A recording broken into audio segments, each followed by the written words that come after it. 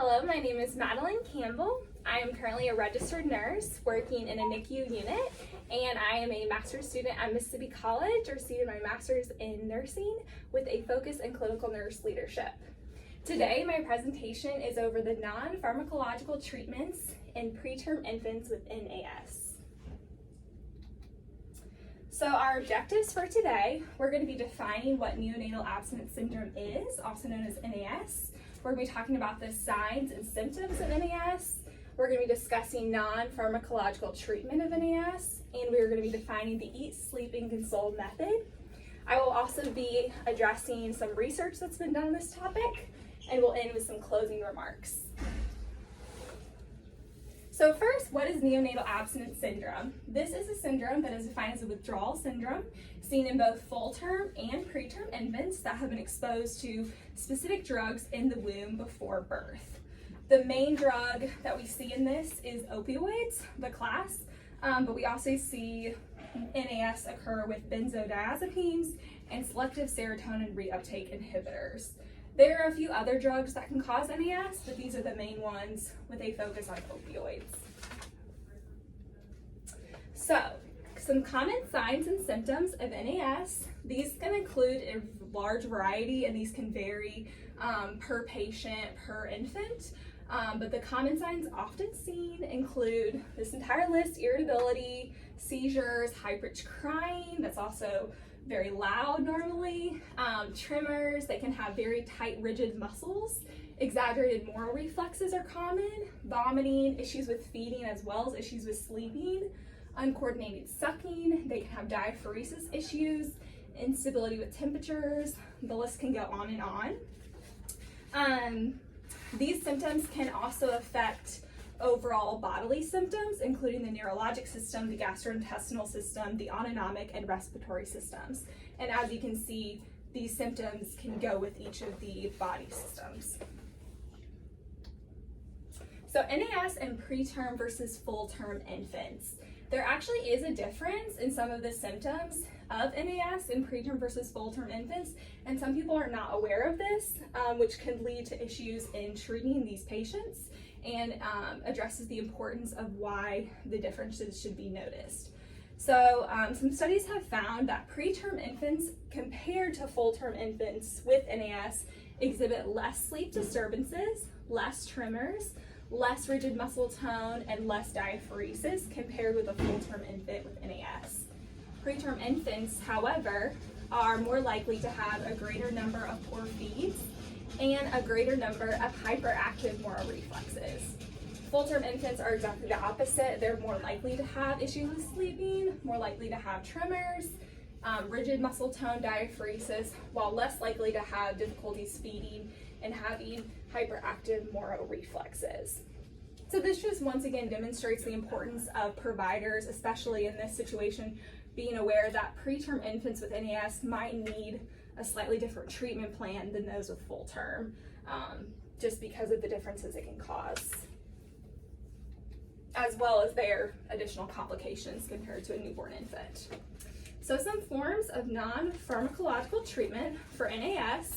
There's a lot of non-pharmacological treatments for NAS out there, and that have been used for many years, but a lot of the common treatments don't have a lot of evidence base behind them. So some of them do, but some of them don't. So I included just the common treatment that's kind of the standard for NAS, as well as evidence-based treatment. So common treatment that we often use includes swaddling, clustered care, like just decreased amount of handling, a quiet environment, and the use of pacifiers. Whereas evidence-based practice includes breastfeeding, if an infant's able to room in with the mother, or the mother is able to room in with the infant, prone position sleeping in the hospital where there's monitors that can watch all of the levels, and family involvement is probably the largest area of importance with this kind of treatment. So teaching families how to take care of their infant with NAS and treat them non-pharmacologically has been proven to lower stays in hospitals and symptoms of NAS. So the Eat, Sleep, and Console scale is one of the most important and newer models of non-pharmacological treatments. This has been proven to be an effective way to provide non-pharmacological care for infants affected with NAS. So this scale is focused specifically on the use of family involvement and as needed or PRN use of morphine. So the model uses 3 categories of eating, sleeping, and consoling to evaluate and assess the infant to determine if the infant needs a form of pharmacological treatment or if they can be consoled primarily or only through the use of non-pharmacological treatment. And so this model is crucial to help nurses be able to document whether a patient needs further treatment and evaluation, or if this scale can assess that they do not need a medication and they can just be treated through feeding, helping sleep, and consoling the infant. And I included an Eat, Sleep, and Console scale in your packet. Sorry, it's only in black and white, but this is the colored copy. And so this is the scale that nurses and providers will put normally in the chart or some version of this. So they're going to go through the 3 categories: eating, sleeping, and consoling, as well as the involvement of parents and other non-pharmacological interventions that we've talked about earlier. So the main ones are eating. Is the infant able to eat? Are they able to withstand their bottles? Are they having difficulty eating? Are they having poor feeding, or can they, keep down their bottle and suck appropriately? And then sleeping is a large one. Are they able to sleep for more than an hour between feeds? And is this sleep related to, if they're having difficulties with this, is this related to NAS, or is this related to another reason? Are they just hungry? Are they tired? Or are they truly inconsolable? And then with inconsolability goes consoling. Can they be consoled within 10 minutes? And if they can't, is this due to NAS or not? And then as you can see, this further breaks down into, do you need just a tiny bit of support? Do you need some support? Or do you need a lot of support to console these infants? And so then from these rankings, if you're having a lot of yes categories, this might indicate a need for provider intervention, as well as maybe a PRN morphine dose. Parental presence is also huge. They're going to rank how often a provider is present, taking care, involved in the care of the infant can make a big difference in terms of non-pharmacological treatment for these infants. And then from the results of this, they'll be able to meet with a team.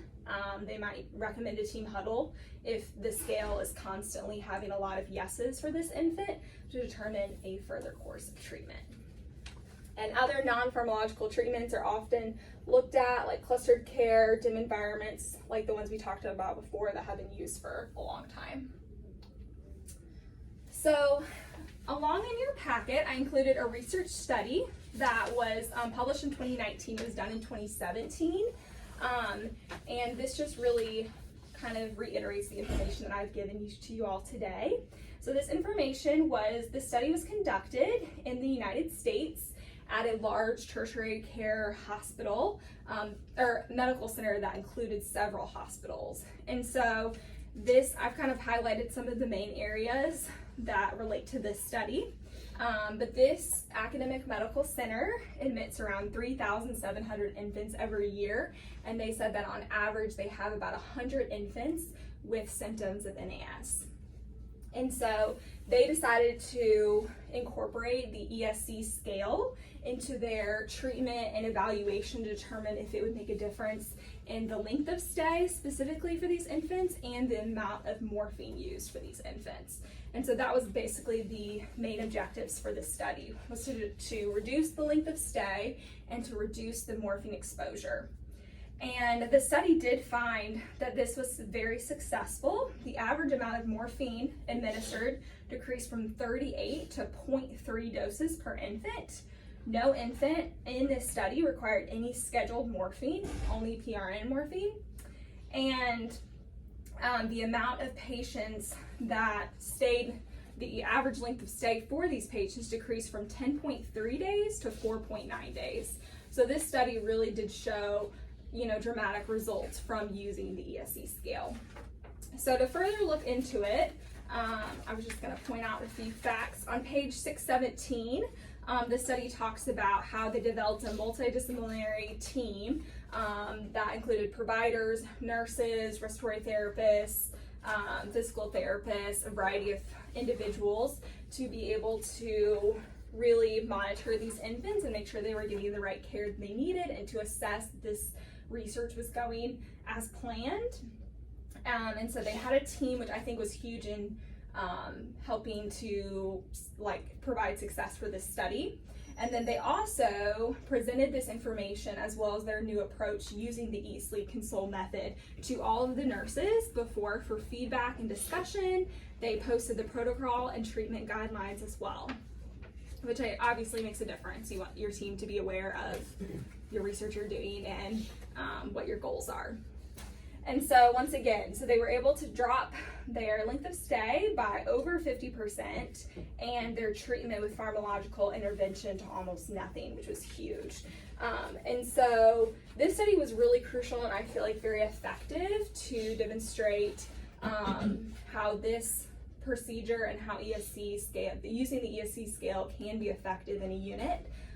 The major differences with this study as opposed to our unit, they did more newborn infants that were on a floor separate from their mothers. So it wasn't necessarily NICU. They didn't evaluate the infants that were sent to the NICU for other reasons. However, I think that this study could be simulated in our NICU, maybe with some adjustments, especially if the NAS babies have additional difficulties and other abnormalities. But the large overall view of the study demonstrates that using the ESC method first and using PRN, pharmacological treatment, as opposed to just scheduled treatment, has been very successful for these infants and can reduce their length of stay and improve their overall outcome.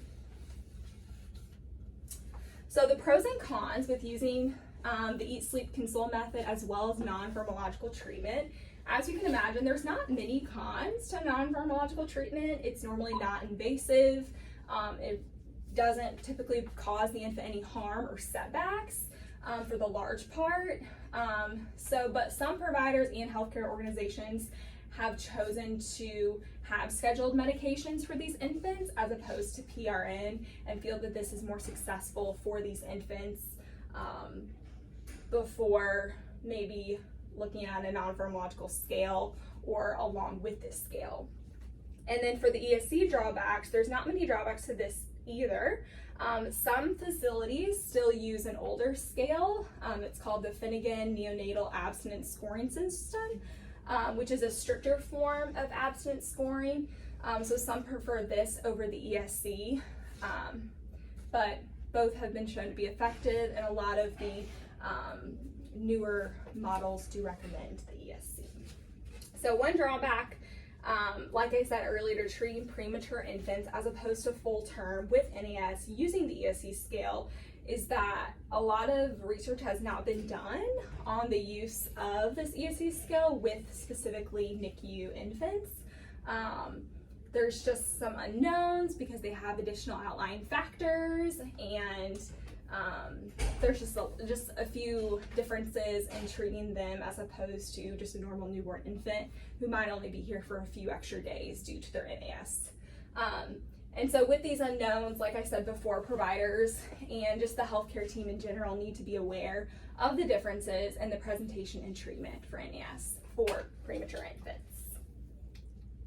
So in summary, through these research facts and evidence provided today, non-pharmacological treatment for NAS, specifically in preterm and as well as full-term infants, has been proven to be an effective form of treatment. And by using these methods, the quality of care for these premature infants can be improved. And then this information should be carefully examined and analyzed for possible implementation in this current NICU. So here's my references. Any questions? I don't think so. Thank you. Thank you. Yeah. And I have some Google Forms for you to fill out for me today, if you don't mind.